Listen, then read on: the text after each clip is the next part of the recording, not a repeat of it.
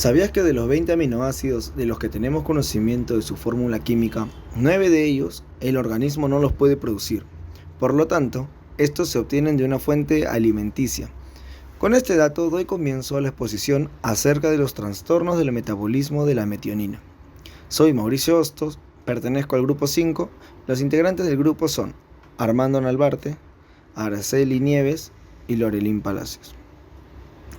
Para empezar, podemos ver este cuadro donde tenemos los 20 aminoácidos de los que se tiene en conocimiento su fórmula química. 9 de ellos son esenciales, por lo tanto el cuerpo no los puede producir. Específicamente, en esta exposición vamos a hablar acerca de la metionina. Para hablar acerca de la metionina vamos a comenzar por quién descubrió la metionina. El bacteriólogo e inmunólogo estadounidense John Howard Mueller comprobó en 1922 que la adición de una mezcla de los aminoácidos a las colonias de Streptococcus no era suficiente para su crecimiento. Sin embargo, se logró con la adición de caseína. Por ello, Mueller asumió que la caseína todavía debía contener al menos un aminoácido adicional. Durante la investigación posterior de la caseína, Mueller por primera vez fue capaz de aislar la metionina. ¿Qué es la metionina? La metionina es un aminoácido esencial e hidrofóbico, cuya fórmula química está compuesta por 5 carbonos, 11 hidrógenos, 1 nitrógeno, 2 oxígenos y 1 azufre. Al ser un hidrofóbico, este aminoácido esencial está clasificado como no polar. Es el primer aminoácido de la cadena de cualquier proteína y es precursora del S-adenosil. Cerca del 80% de la metionina que se ingiere pasa a formar como cisteína. Para hablar acerca de la metionina tenemos que hablar acerca de su metabolismo. La metionina liberada durante la digestión se convertirá en S-adenosilmetionina. Gracias a la enzima metionina-adenosil transferasa y ATP, la S-adenosilmetionina se convertirá en S-adenosil-homocisteína a través de la enzima metiltransferasa. Para que esto ocurra se necesita un grupo metil que nos dará un grupo metilado. La S-adenosil-homocisteína se convertirá en homocisteína a través de la enzima adenosil-homocisteinasa. Y la homocisteína puede tomar dos vías, la de convertirse nuevamente en metionina o volverse cisteína. Dentro de sus dos funciones esenciales encontramos una que es metabolizar las grasas, lo cual impide las acumulaciones de grasa en hígado y arterias, y también sabemos que es un potente antioxidante. La metionina es un aminoácido relacionado con el sistema inmunológico, ya que nos da protección hepática y desintoxicación de metales pesados.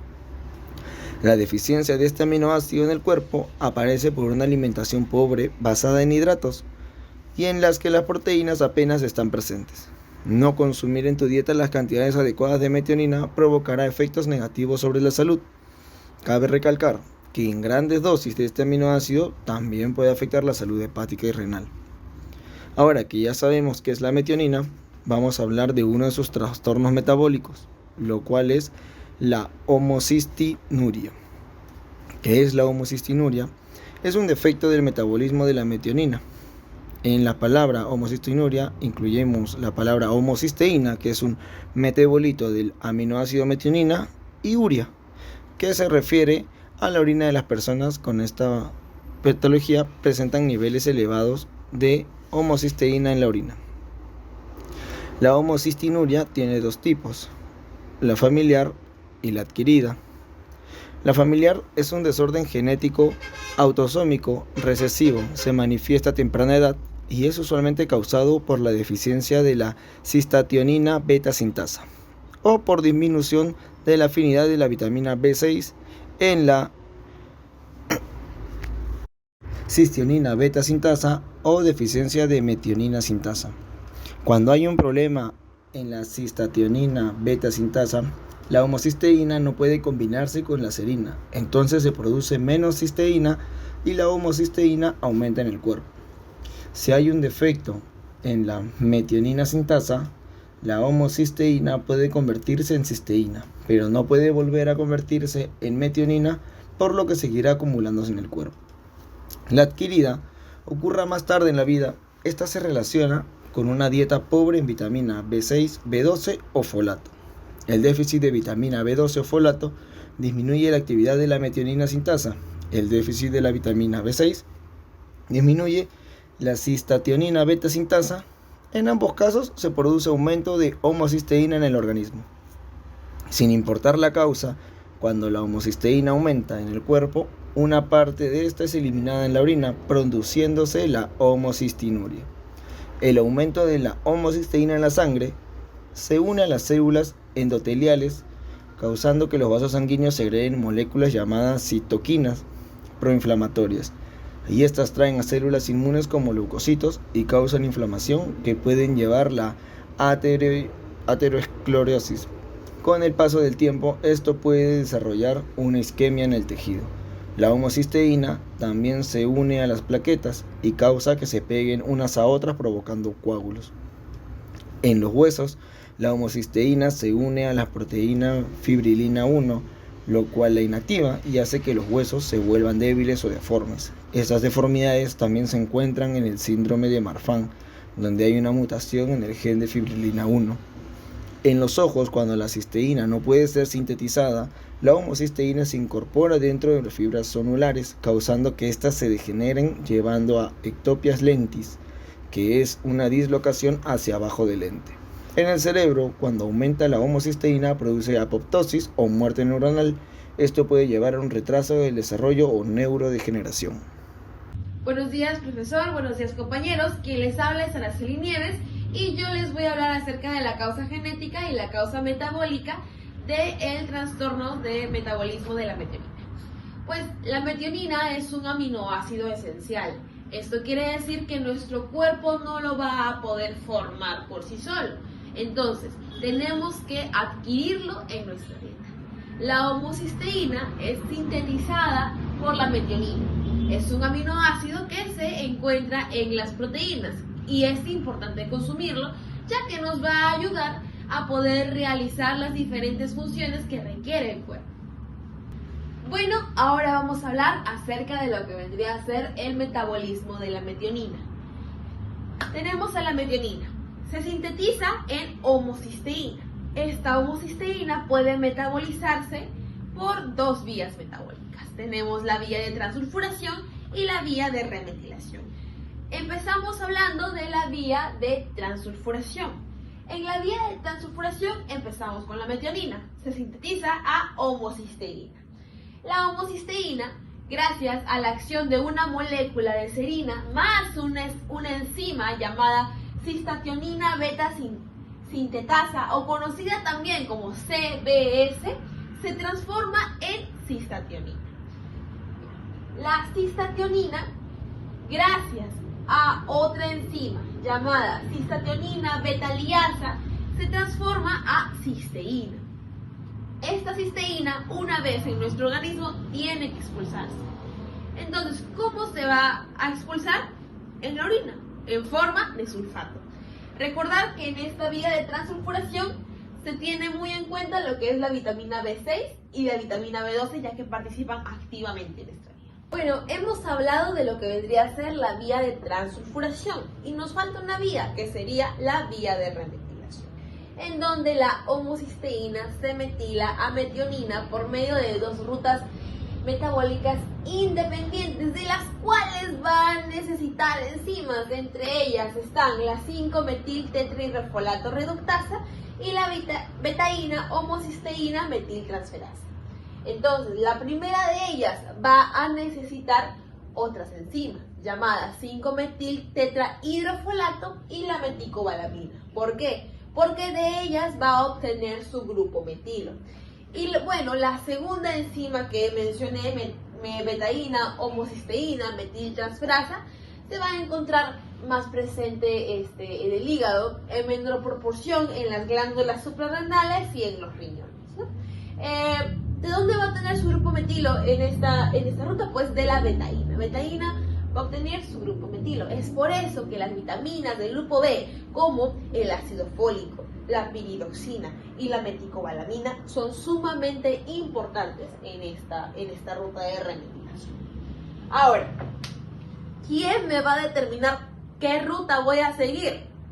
ahí nos determina la concentración plasmática de la metionina. Eso va a indicar qué ruta va a seguir la homocisteína.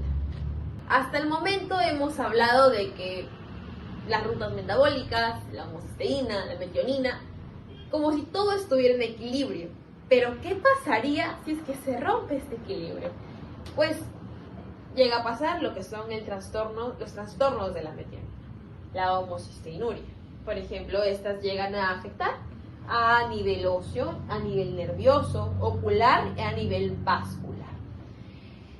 Bueno, se puede adquirir de dos formas, ¿no? De genética, un trastorno, causas genéticas y causas metabólicas, ¿no? Entonces, en causas genéticas tenemos que esta enfermedad se da por lo que vendría a ser la herencia autosómica recesiva. ¿Qué quiere decir con esto? Los padres poseen un gen mutado. Entonces, estos genes de por sí, bueno, no van a tener la enfermedad, pero lo que va a pasar es que alguno de sus hijos va a obtener el gen mutado de ambos padres y va a desarrollar lo que es la enfermedad. Entonces, ya teniendo acá, sabiendo que es de herencia autosómica recesiva, tenemos tipos de homocisteinuria. Tenemos el tipo 1, tipo 2 y tipo 3. El tipo 1, que vendría a ser el tipo más frecuente, habla del déficit de la cistationina beta sintasa, que hemos visto que participa aquí en la vía de transsulfuración. Es sumamente importante. También tenemos el tipo 2, que vendría a ser el déficit de tetrahidrofolato reductasa. Y el tipo 3, errores del metabolismo de la vitamina B12, también importante en la vía de transsulfuración. Entonces, si hablamos ya de manera más específica en el tema de las causas genéticas, pues está afectando el gen cromosoma 21q22.3. Pero también hay otros 4 genes que se pueden afectar para que produzca esta homocisteinuria, ¿no?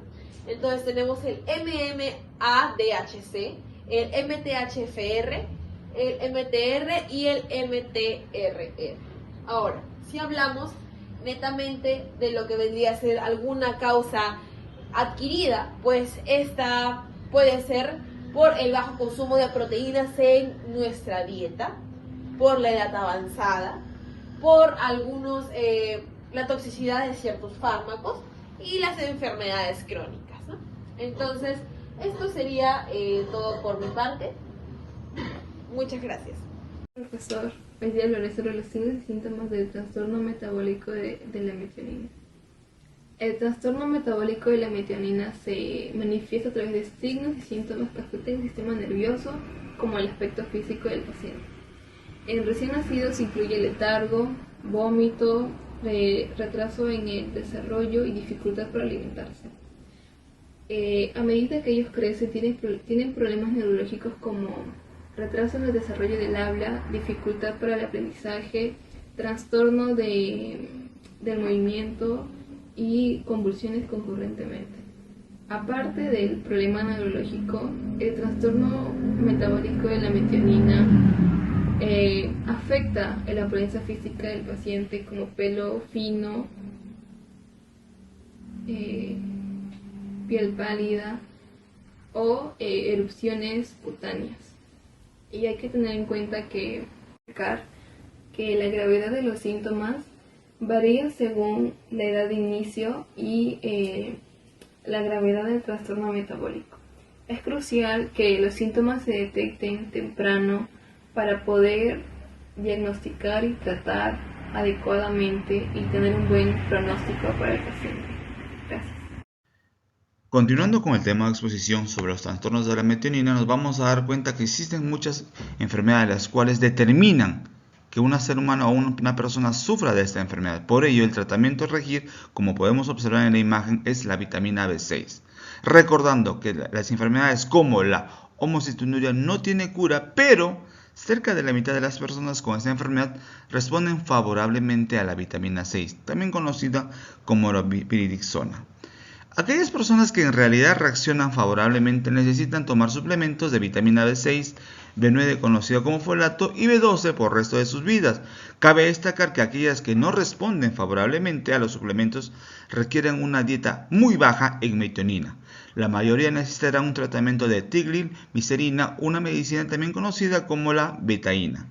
El tratamiento dietético es fundamental para estas personas. Se recomienda para ello restringir las proteínas de alto valor biológico, puesto que son las más ricas en metionina, como los huevos, pescado, carne, queso, frutos secos y legumbres, cuyo consumo debe limitarse en estos pacientes, dándonos cuenta que lo que ya he mencionado se encuentra a diario en la mesa durante nuestra alimentación.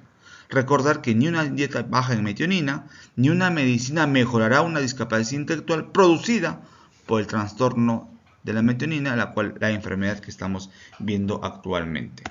Continuando con ello, para dar unas conclusiones sobre esta enfermedad, vamos a resumirlo en ello, que aunque no existe una cura específica para la homocistonuria o enfermedades producto de los trastornos de la metionina, la terapia más usada es la de la vitamina C, también conocido como la piridoxina.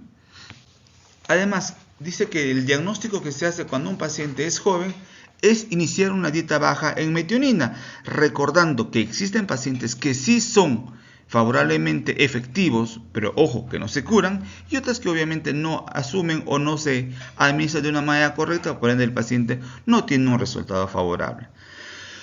Por ello, una conclusión final sería que si hay defectos genéticos conocidos en los padres o en la familia, las muestras provenientes de un muestreo de diversidades cariónicas o de una aminosíntesis se puede usar para analizar dichos defectos, recordando que esto se tiene que hacer en una etapa donde la persona que está gestando se haga estos tipos de exámenes. Además, se recomienda la asesoría genética para las personas con familiares que hayan ya sufrido ese trastorno o alguna enfermedad de un árbol genealógico del primero, segundo o hasta tercer grado de consanguinidad. Eso sería todo, docente, sobre el tema de los trastornos de la metionina por mi parte. Muy buenas tardes.